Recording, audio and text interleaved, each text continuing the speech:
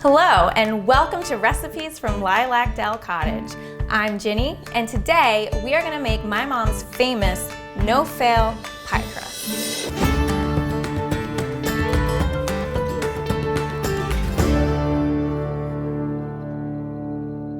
So here's what we're going to need. A large mixing bowl, a 9-inch pie plate. This is just your basic Pyrex pie plate. You can get it at any grocery store. You're gonna need a rolling pin. This is my favorite rolling pin from Fonte's in Philadelphia. You're gonna need a 1-cup measure, a whisk, measuring spoons, and honestly, I have no idea what this is. Let's call it a flat spatula. I use it to ice cakes. It'll work for this too. Now for the ingredients. We're gonna use flour. You can use any kind of flour. This is all-purpose King Arthur's flour. A little bit of salt, Crisco, more on that later, and water. All right, so I already have my pre-measured all-purpose flour. That's 1 cup, okay?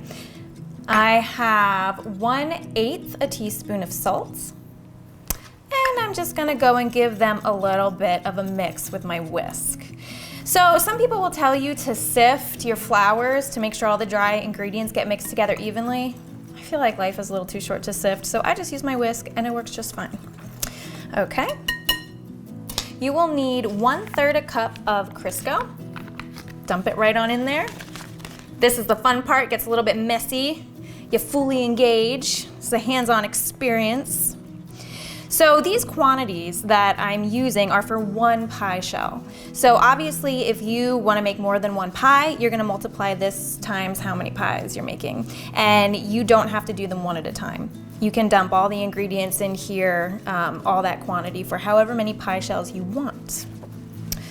Just a note on why I'm using all Crisco. So there are people who will tell you that only an all butter crust is a good crust, or you need some combination of both. I've tried everything, and here's my deal. Sure, all butter is delicious, but so is Crisco. You really can't tell the difference, and all butter can be a little bit tricky. It's temperamental, so depending on the temperature, it's gonna get either too sticky or too dry. It's easy to break. But if you use all Crisco, it's so malleable and easy to roll out, you're not gonna have problems with your pie crust breaking when you try to get it into the pan. All right, so what I did was I just mashed up all the Crisco and the flour and salt together, and I made these crumbs. Ta-da! Now I'm just gonna put in a little bit of cold tap water, okay? So the recipe is 4 to 8 tablespoons of tap water per shell for a pie crust. I do it 1 tablespoon at a time, just to make sure it doesn't get too sticky, because if it's too sticky, it's not gonna roll out that nicely. And you don't have time to deal with a messy counter. Neither do I. All right, I'm gonna beat that up. Looks like I'm gonna need a little bit more, so I'm doing my next tablespoon cold water.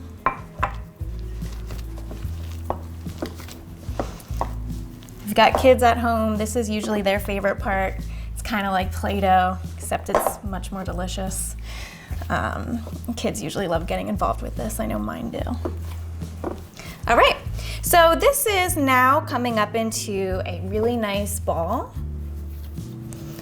All right, see how I'm working it with my hands. It's malleable, it's soft, it's not too flaky, not too crummy. This is what it should look like. All right, so I'm gonna move my mixing bowl aside, and this is the fun part.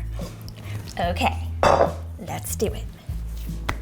So we need a lightly floured surface, is what every cookbook will tell you. What does that mean? No one actually describes what a lightly floured surface is. I use a lot of flour because I don't have time to clean up a messy counter, so you'll know what I mean if you get these chunks all over your counter, it's a mess. I'd rather have the flour.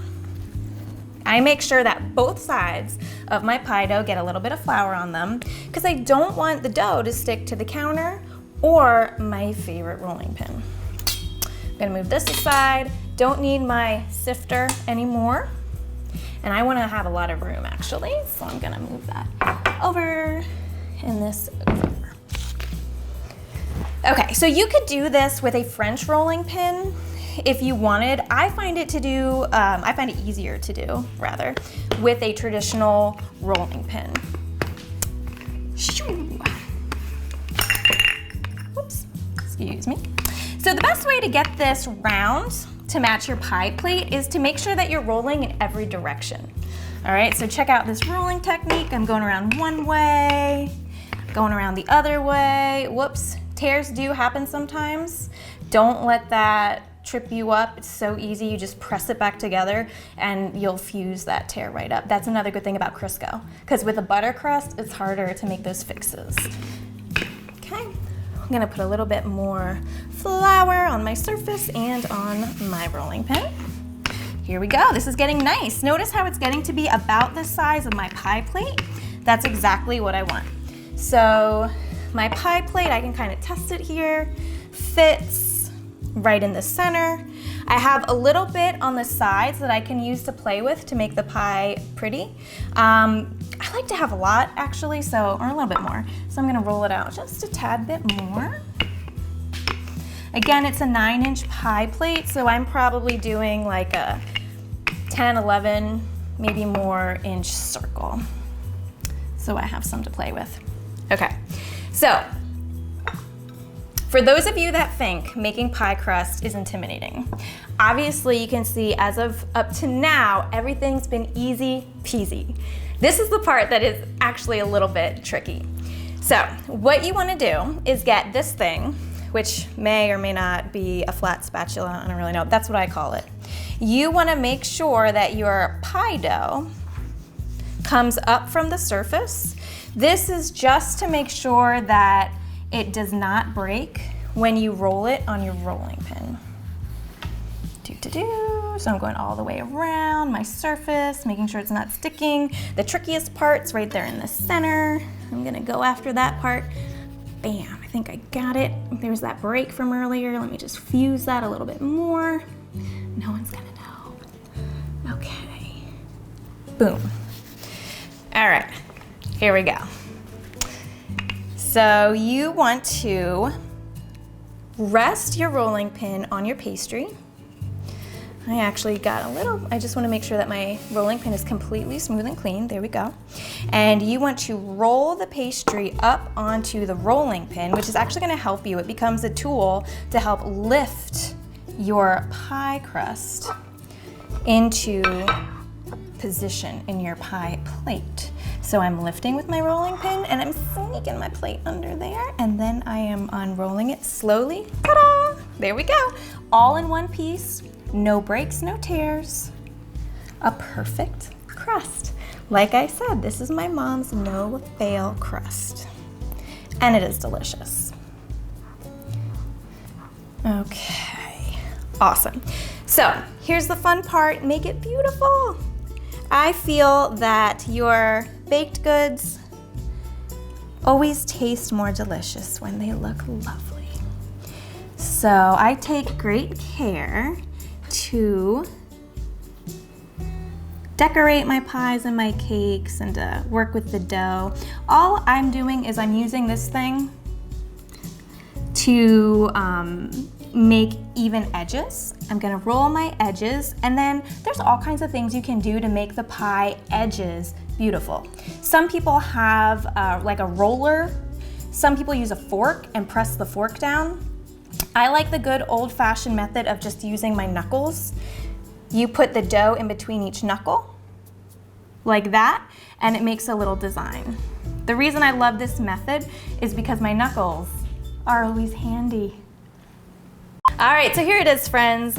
Mom's famous no-fail pie crust. So as you can see, it looks lovely. You can use this pie shell to do everything from a pecan pie, a fruit pie, a custard pie, a quiche, whatever it is, it'll work. You can do a crumb top or a lattice top. Those are really nice for the fruit pies. They make them look beautiful. That's where you take the pastry and you weave the pastry in a pattern across the top of the fruit pie. So if you're interested in that, I can always show you that in another video, but this is all for today. We made our delicious pie crust. Thanks for watching, hit like and subscribe.